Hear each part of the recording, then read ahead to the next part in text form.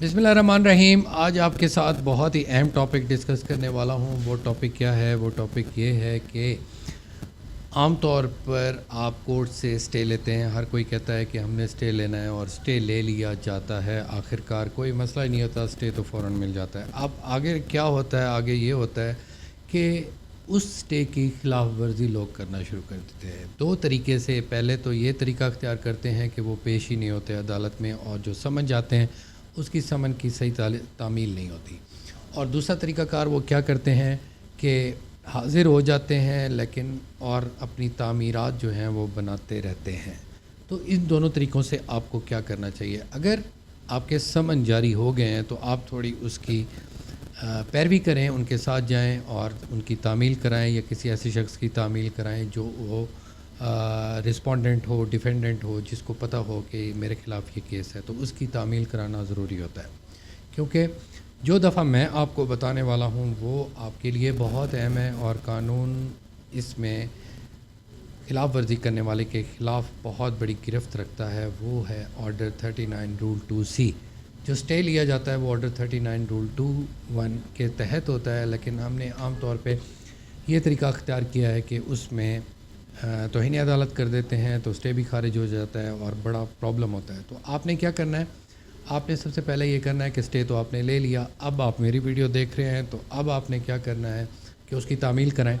और तामील कराने के बाद आप ये देखें कि वो आपके स्टे की ख़िलाफ़ वर्जी कर रहे हैं या नहीं कर रहे हैं। अगर वो कर रहे हैं तो आपने ये एप्लीकेशन देनी है ऑर्डर 39 रूल 2C की, जिसमें आपने वो तमाम जो लोग हैं जो डिसओबीडियंस कर रहे हैं, लफ्ज़ यहाँ यूज़ होगा डिसओबीडियंस का। आम तौर पे जो पहले वीडियोस बनी हैं या आम तौर पे ख़िलाफ़ वर्जी के बारे में बताया जाता है, उसमें ये होता है कि तौहीन अदालत, वो कंटेम्प्टर होता है। तो कंटेम्प्ट जो करता है वो कोर्ट ऑफ कंटेम्प्ट में जाते हैं और उसके ख़िलाफ़ एक अलग कार्रवाई होती है, लेकिन स्टे उसमें खारिज हो जाता है और कार्रवाई आगे नहीं चल सकती, क्योंकि वो ख़िलाफ़ वर्जी तो कर चुका है। उसकी सज़ा के लिए आप आगे जाते हैं। तो आप स्टे को आगे चलाना चाहते हैं और मामला भी फ़ौरन हल करना चाहते हैं, तो आप फौरी तौर पर ऑर्डर 39 रूल C की एप्लीकेशन देंगे और उस एप्लीकेशन में SHO कंसर्न को भी फ्रीक बनाएंगे और जो दूसरी पार्टीज़ हैं उनको भी आप शामिल करेंगे, ताकि ये डायरेक्शन कोर्ट से ली जाए कि आप बराए मेहरबानी इनको डायरेक्ट करें कि ये इस खिलाफ वर्जी को रोकें। SHO मौके पर जाएगा, वो उधर रिपोर्ट देगा और रिपोर्ट में बताएगा कि ऐसा कुछ हुआ है या नहीं हुआ।